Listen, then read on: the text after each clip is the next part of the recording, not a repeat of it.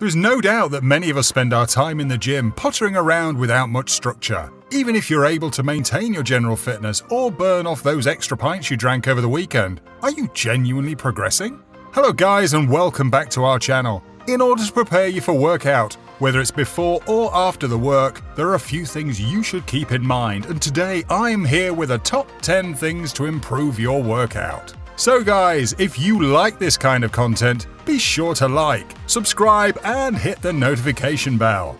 Never eat a big meal. First and foremost, when you eat, your body begins to digest food, and your body naturally directs blood flow to your digestive organs. When you exercise, on the other hand, your body will automatically route blood flow through your extremities, specifically to the muscles that you are working on.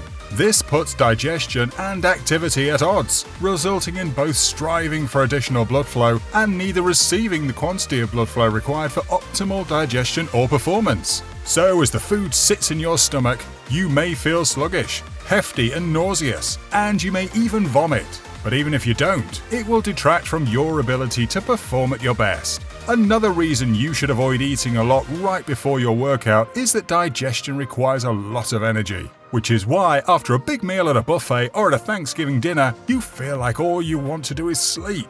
You definitely don't want to feel sluggish and tired before or during your workout. Unfortunately, because not everyone digests food at the same rate, there is no one-size-fits-all solution. Some people will require more time to digest their food. However, as long as you finish eating 2 to 3 hours before your workout, you should be fine. Just bear in mind that meals high in fat or containing a lot of food can take longer to digest, so plan accordingly.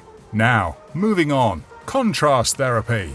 Contrast therapy exposes a limb or your entire body to a hot temperature for a length of time, followed by an immediate exposure to a freezing temperature, and repeats this process numerous times. In an intriguing study, researchers compared contrast therapy to cold water immersion, hot water immersion, passive recovery stretching, and active recovery. Keep in mind that while all these factors are thought to help in reducing soreness and speeding up recovery, researchers discovered that contrast therapy led to more extensive improvements in muscular discomfort and post-recovery strength levels than any other recovery strategy.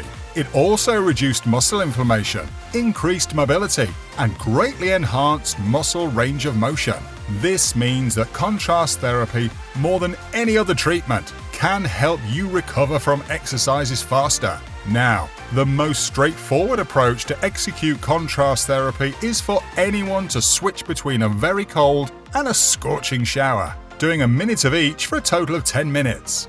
So the next issue is drinking too much coffee. There's no disputing that caffeine is a popular and beneficial supplement to take before a workout. It can help give you more energy, lift more weight, and increase motivation and attention. As a result, caffeine is the principal ingredient in almost every pre-workout pill on the market. The issue is that consuming too much caffeine can cause more contractions in your colon and boost bile production, resulting in more bowel movements. Because of this, caffeine is recognized as a natural laxative. So, you don't want to drink too much coffee before pre-workout, because you'll end up sitting on the toilet. This is because too much caffeine before a workout can induce many adverse side effects that can completely spoil your day. Restlessness is one of the most negative effects, and the other adverse effects include agitation, insomnia, fast or irregular pulse, anxiety, heartburn, and elevated blood pressure are already enough to degrade your performance drastically. So don't go for a workout after having a coffee, and if you're using a pre-workout supplement, make sure you're taking the prescribed dosage on the back of the container. Okay guys, now let's move on to the next tip. Do not stretch before workout. Most individuals stretch before working out, but they tend to conduct static stretching, which you should wait to do until after you finish working out. Static stretches are done by extending or elongating a muscle and holding it in that stretch position for a specified amount of time, usually 20 to 30 seconds. Sit and reach is an example of a static hamstring stretch. On the other hand, dynamic stretching involves moving back and forth through a full range of motion rather than being in one position for an extended period of time. A stretching drill known as Frankenstein's is an example of this for the hamstrings, whereas dynamic stretches like Frankenstein's assist preparing your body and muscles for action. On the other hand, static stretches have the opposite effect and have a negative impact on muscular performance. Runners can't sprint as fast, athletes can't jump as high, and weightlifters can't lift as heavy after engaging in passive static stretching. Although dynamic stretches and workouts don't seem to have this effect. Stretching before your workout is not necessary despite common perception. Instead, opt for some dynamic stretches that may be incorporated as part of your warm-up. Well, keep that in mind. On to the next. Active recovery.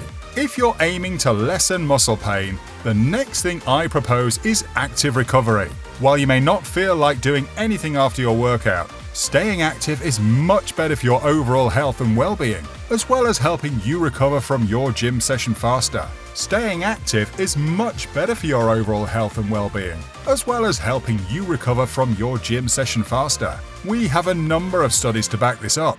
For example, one study on cyclists discovered that active recovery removed lactic acid buildup in the muscles, allowing cyclists to recover from their workouts faster. In another study, 26 athletes performed high-intensity workouts for 4 weeks and were divided into 2 groups, one of which engaged in active recovery at the end of each workout. This suggests that the active recovery group were able to boost their work capacity without negatively impacting other parts of their performance. In other words, this study demonstrates that exercising cardio on your off days or after a workout can boost recuperation and efficiency, which is critical. However, it should not be a mini workout. Instead, a slow jog or stroll is sufficient to gain the benefits without compromising your strength and endurance. Okay? Now, let's jump to the next.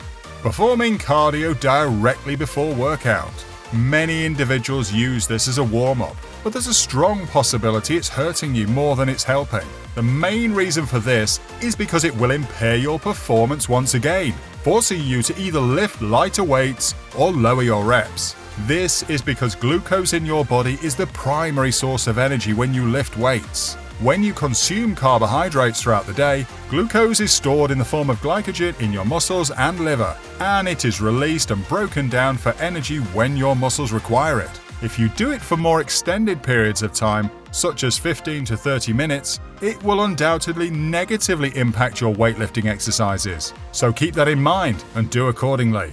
On to the next. Drinking too much water. It's essential to stay hydrated throughout the day and to drink adequate water. But drinking a lot of water right before or during a workout is usually not a brilliant idea. The reason for this is that your blood flow will once again be routed to your extremities. When you're working out, if you fill your stomach with a lot of water, you may feel sick and experience cramps during your workout. To prevent the problem, simply drink small amounts of water here and there in between your sets as your workout advances, and then make sure you're drinking water consistently throughout the day. Heading towards the next, never train your core directly before a workout. See, your core is involved in almost every weightlifting exercise, even if you don't think it is. It is an exercise like the bench press when you're laying down. It still requires a lot of core strength, not only to stabilize your body, but also to transfer strength from your lower body to your upper body.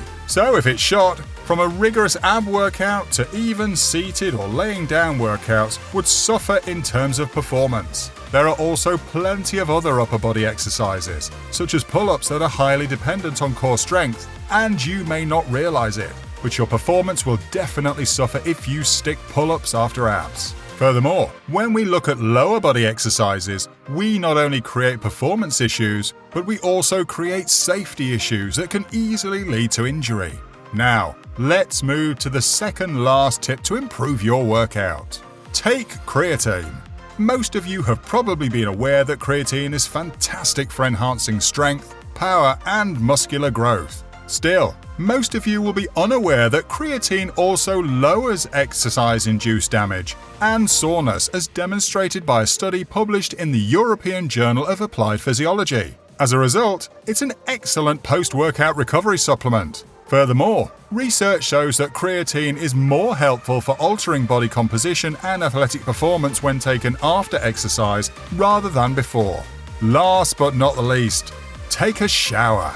It's understandable that you'd want to relax and unwind after a strenuous workout, but you shouldn't spend too much time in your sweaty attire. Continuing to wear your gym clothes without showering and changing your clothes can lead to fungal and bacterial infections. And not showering after a workout can lead to acne. That's because it makes it more likely for an oily substance called sebum, as well as dead skin cells, to block your hair follicles, causing acne. So, especially after sweaty workouts, try to shower as soon as possible. So, there you have it, guys. 10 things you should do to improve your workouts. Just remember to take that first step and make one change at a time. And trust me, you will get there. So, if you enjoyed this video, don't forget to subscribe to the channel, like this video, and hit the bell icon to receive daily updates on our videos. See you next time with a new video.